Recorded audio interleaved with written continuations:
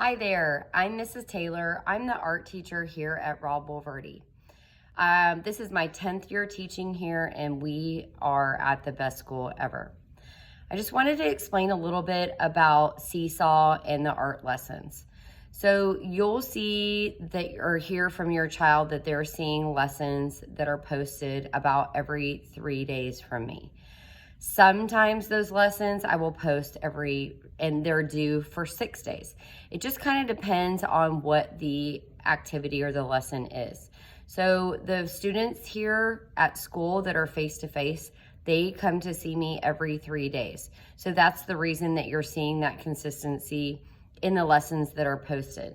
We're trying to keep everybody on a similar track so that everybody is caught up when hopefully we eventually all are together.